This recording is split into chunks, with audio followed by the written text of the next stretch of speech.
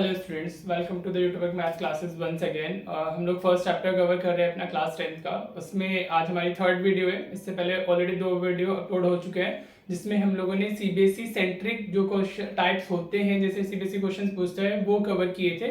और दोनों ही videos equally important है बिकॉज यू नेवर नो कि आपके पेपर में क्या आने वाला है।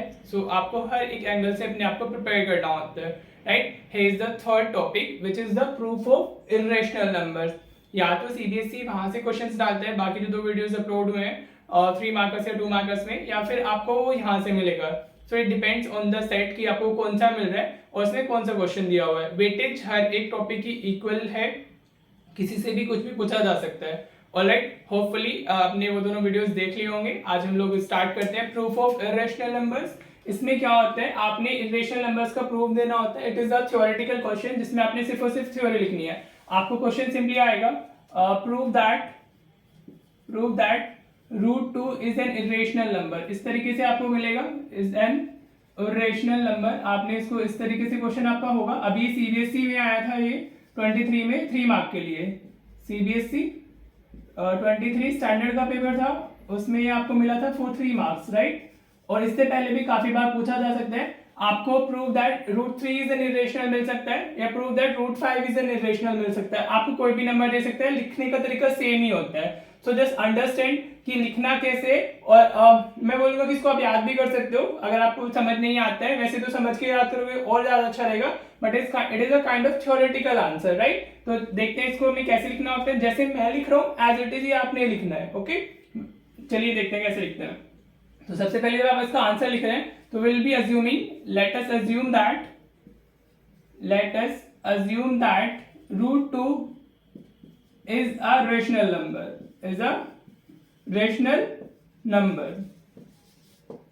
ओके।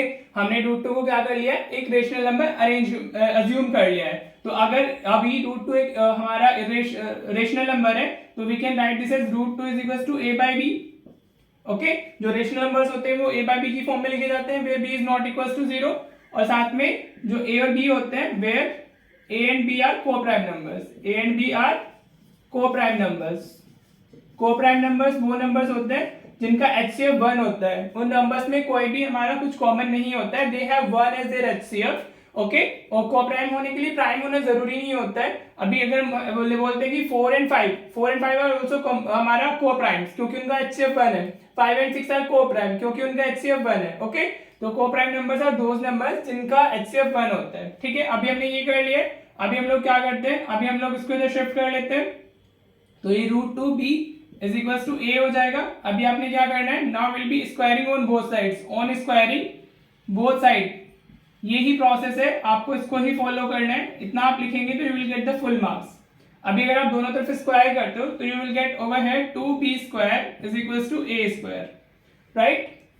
स्क्वायर करने पे रूट 2 का स्क्वायर हमारा 2 हो जाएगा because root will get cancel out. b square will be b square and a square will be a square. जब आप स्क्वायरिंग ऑन बोथ साइड करते हैं तो दोनों तरफ स्क्वायर करना होता है। अभी आप किधर क्या लिख सकते हो, now you can write b square is equal to a square by 2, right. Let this is first equation, okay. अभी हमारा जो एक्सप्रेशन है वो कन्वर्ट हो चुका है b square is equal to a square by 2 में, ऑलराइट। अभी एक थ्योरम होती है, you can write like this, you can write like this, we know that if the square of a number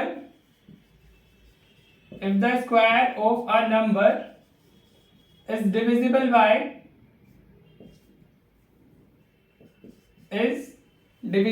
a number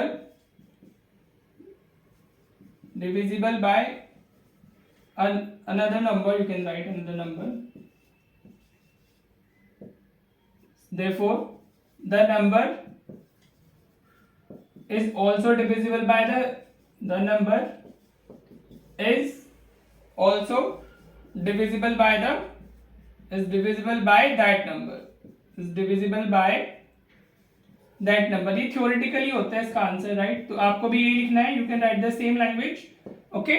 So we know that if the square of a number is divisible by another number, then, or you can use then over here, then the number then the number is also divisible by that number. अभी अगर आप इधर देखते हैं तो अगर b square आप a square आपका 2 से डिविजिबल है तो a will also be divisible by 2, right? मैं क्या बोल रहा हूँ, if a square is divisible by 2, आप देख सकते हो यहाँ पर a स्क्वायर 2 से डिवाइड हो रहा है, then a is also divisible by 2, right? So we can write therefore a is equals to 2c. ठीक है, अभी भाई अगर a हमारा 2 से डिविजिबल है तो उसके अंदर 2 आना ही होगा.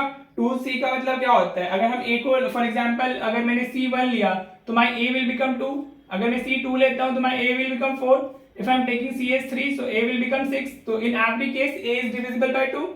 होप आपको ये समझ आ रहा होगा, राइट? अभी हम क्या करने वाले हैं, ये सब आपको नहीं लिखना है, आपको सिर्फ जो उतना मैं लिख रहा हूं उसमें उतना ही लिखना होगा. तो a अभी हमारा क्या आ चुका है, a is equals to 2c. Now अब हम a की वैल्यू पुट करेंगे in first equation. So write down like this, putting value of a in equation first. ठीक है, अभी आप क्या लिखने वाले हो, putting value of a in equation 1. Okay, तो अभी आप इतना स्क्रीनशॉट लीजिए, इसके बाद की लैंग्वेज पे हम आते हैं, या थोड़ा स्पेस बना के हम लोग कवर करते हैं. हमने क्या करना है, we are putting value of a in equation first. Here is the equation first. अब a की प्लेस पे हमें क्या डालना है, a की प्लेस पे हमें डालना है this 2c. तो करना था, तो हमारी इक्वेशन क्या थी, b square equals to a square by 2. अभी हम क्या प्लेस पुट करने वाले हैं, a के प्लेस पे 2c पुट करने वाले हैं. तो हमारी इक्वेशन विल बिकम 2c का whole square divided by 2, right? At place of a हमने 2c डाल दिए. Now b square will be equals to 4c square divided by 2. Are you getting this? Hopefully आपको क्लियर हो रहा होगा. Now this 4 will get divided by 2, तो हमें b square equals to 2c square मिल जाएगा. अगर हम 2 को इधर शिफ्ट करते हैं तो हमारा c square will become b square by 2. Okay, हमने 2 को इधर शिफ्ट किया है तो b square by 2 equals to c square हो जाएगा हमारा, right? Again the same theorem, if a number is divisible by 2, sorry, if a square of a number is divisible by another number, then the given number will also be divisible by the same number, right? So now from here we can say by the same theorem you can write over here or you can skip that also. Therefore b is also equals to d. ठीक है, आपने ये लिखना होगा if the same expression जो मैंने पहले लिखा था, if square of a number is divisible by, if square of a number is divisible by, वो आप इधर वापस डाल सकते हो. ठीक है, क्योंकि उसी से हमने b is equals to 2d लिखा हुआ है. नाउ अभी हमने a को प्रूव किया था, a is equals to 2c means a is divisible by 2. Now हमने b को प्रूव किया है which is again divisible by 2, b is equals to 2d. all right, so what you can say now, you can say now both a and b are divisible by 2, so they will not be co-prime.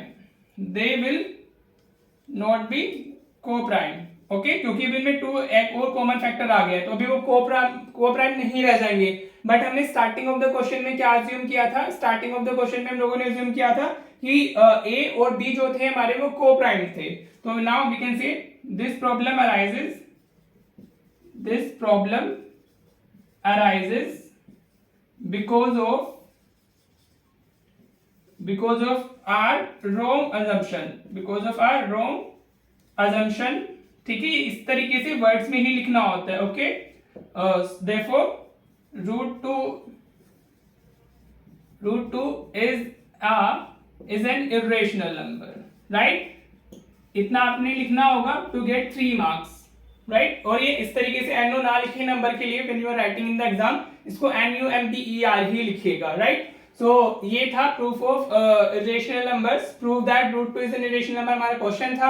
ये CPSC 23 में भी पूछा गया है, उससे पहले भी पूछा जा चुका है, राइट? तो आपको कुछ भी मिल सकता है, रूट 2 की जगह पर रूट 3 मिल सकता है, रूट 5 मिल सकता है, कुछ भी मिल सकता है. चेंजेस अकॉर्डिंगली आप कर लीजिएगा. जब हम 3 की बात करेंगे तो यहाँ सब जगह 3 हो जाएगा, 2 के प्लेस पे 3 हो जाएगा, यहाँ 3 आ जाएगा, इधर यू विल गेट 9, तो 3c स्क्वायर हो जाएगा, then the number is divisible by 3 हो जाएगा, राइट? बाकी द लैंग्वेज इज सेम, आपको एग्जैक्टली ऐसे ही लिखना है टू गेट द 3 मार्क्स. अगर आपको नहीं समझ आया तो आप वापस मेरे को कमेंट कर दीजिएगा, I will explain this again. बाकी आप वीडियो वापस से देखें, आपको क्लियर होगा. इसमें आपको सिर्फ ये लिखना है स्टेप्स क्लियर हो रहे हैं नहीं हो रहे हैं. That's it. बाकी है ये थ्योरेटिकल क्वेश्चन ही, तो आपको उसी तरीके से लिखना होगा, right. Again very important, I already made a lot of stars in the topic, तो इसका मतलब आपको समझ ही गए होंगे कि इसको कितनी वेटेज है। और अभी तक अगर आपने टेस्ट दिया होगा फर्स्ट चैप्टर तो ऑब्वियसली आ चुका होगा, तो उसमें भी आप देख चुके होंगे कि ये क्वेश्चन तो आया ही होगा, राइट। एक तो ये होता है बेसिक क्वेश्चन, इस पे एक टाइप ऑफ क्वेश्चन और आता है,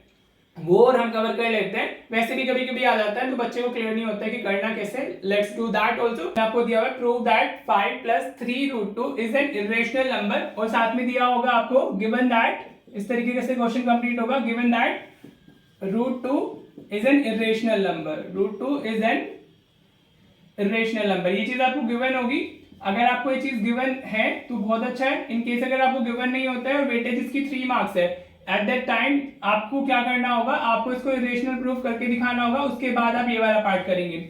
मोस्टली आपको गिवन होता है जो भी आपका इरेशनल नंबर प्रेजेंट होगा, √2, √3, √5, whatever will be the irrational number जो प्रेजेंट होगा, वो ऑलरेडी आपका स्पेसिफाइड होगा कि वो गिवन है हमें, ओके। तो अभी इसको लिखते कैसे, देखिए जब हम इरेशनल नंबर्स की बात करते हैं तो इरेशनल नंबर्स कभी भी इरेशनल नंबर के इक्वल नहीं होते हैं, समझ आ रहा है। या आप इरेशनल नंबर्स को रेशनल नंबर में ऐड नहीं कर सकते हो, अगर आप ऐड करोगे तो you will get irrational number. Same as ना वो सबट्रैक्ट होते हैं रेशनल नंबर्स के साथ में, ना डिवाइड होते हैं, ना मल्टीप्लाई, इस तरीके से चलता है हमारा, राइट। तो वो हम नेक्स्ट वीडियो में कवर करेंगे, जहां पे 1 मार्क के क्वेश्चंस आते हैं बेस्ड ऑन दैट। अभी देखिए इसको कैसे लिखना है। Our question is prove that 5 + √3 is an irrational number, okay. और हमें ऑलरेडी दिया हुआ है कि √2 इज हमारा इरेशनल नंबर ऑलरेडी है, राइट। तो इसका लिखना कैसे आपने, same first line is basically same, what, let us assume that 5 + 3√2 is a rational number.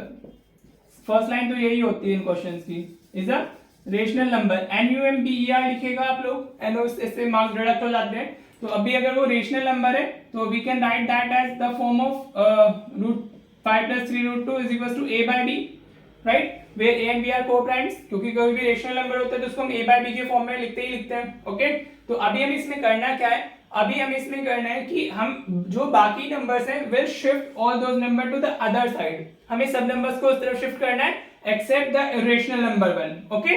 तो अगर अभी ये +5 है, हम इसको उधर शिफ्ट करेंगे तो हमें क्या मिलेगा, देखो शिफ्टिंग इज वेरी इंपॉर्टेंट, ठीक है। जिस बच्चे को शिफ्टिंग नहीं आती है, आई अंडरस्टैंड दैट कि 10th क्लास में मैंने काफी ऑफलाइन बच्चों को ऐसे देखा है जिनको शिफ्टिंग में प्रॉब्लम होती है, बेसिक्स में प्रॉब्लम होती है।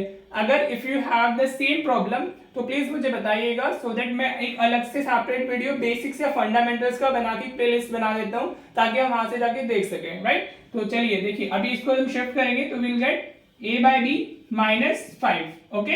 You can place this in a bracket, this is also still rational number, a/b, sorry this is still a rational number, a/b हमारा रेशनल नंबर था और 5 हमारा एक रेशनल नंबर है, तो उनका एडिशन या सब्ट्रैक्शन आपको रेशनल नंबर ही देता है, ठीक है बेटा। अभी वी आल्सो हैव 3 जो हमें दिख रहा है कि एक रेशनल नंबर है, तो हमें इसको भी इधर शिफ्ट करना होगा। तो अभी अगर 3 इधर मल्टीप्लिकेशन में उस तरफ जाएगा तो वो इस तरीके से बाहर आ जाएगा, डिवीजन में आ जाएगा, तो you can right like this, alright. तो अभी ये अलोन है, this irrational number is individual now, अभी बाकी सब इस तरफ हमारा शिफ्ट हो चुका है, ऑलराइट। तो ये क्या है, this is a rational number, what is this, this is a rational number, okay, and what is this is a irrational number, okay, what is this is a irrational number and this is a rational number। और ऐसा कभी होता ही नहीं है कि एक irrational number एक rational number के equal हो सके, तो you will can say this cannot be possible, right। an irrational number इस तरीके से लिख सकते हो, an irrational number cannot be equal to a rational number, right। तो ये ऐसा क्यों हो रहा है, so this problem arises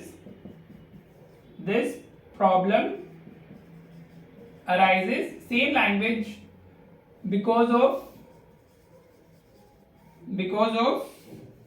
our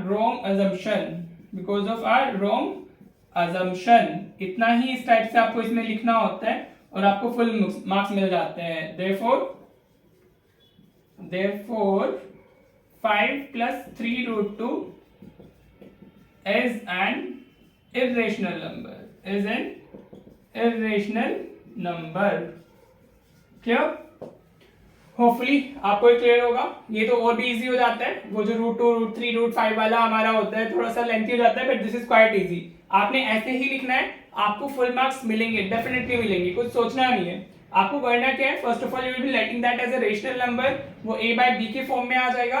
then you have to shift all other numbers to this side except the irrational one. Irrational number को इधर ही रखना है, बाकी सब उधर शिफ्ट कर देना है। हमारे पास में 5 + 3 रूट 2 था, तो 3 हमने सबसे पहले 5 को इधर शिफ्ट किया, वो उसमें जाएगा, सब्ट्रैक्ट हो जाएगा, 3 को इधर डिवीजन में लेके जाएंगे। Now we have over here a rational number और इधर एक रेशनल है, तो वो दोनों कभी इक्वल हो नहीं सकते हैं।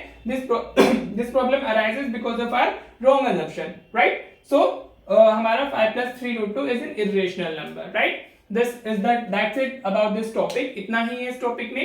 या तो वो first type of question, prove that root 2 is an irrational number, prove that root 3 is an irrational number, prove that root 5 is an irrational number, या तो वैसा आएगा या फिर इस टाइप ऑफ क्वेश्चन से आएगा। ये एक्सप्रेशन कुछ भी हो सकता है, then you have to do the shifting accordingly. The concept is आपको irrational नंबर को वन साइड में रखना होगा इक्वालिटी के, बाकी सबको साइड शिफ्ट कर देना होगा। ऑलराइट, अभी मैंने कुछ क्वेश्चंस दे दिए हैं प्रैक्टिस में, जो हर वीडियो के एंड में हमें मिलते हैं, तो आप उन क्वेश्चंस को प्रैक्टिस कीजिए। और अगेन जो भी बुक आप फॉलो करते हैं आप उसको जरूर प्रैक्टिस कीजिएगा। Maths is all about the practice, जितना आप प्रैक्टिस करोगे उतना अच्छा आपका स्कोर होता चला जाएगा, राइट? चलिए मिलते हैं नेक्स्ट वीडियो में। Till then practice your practice questions. Thank you.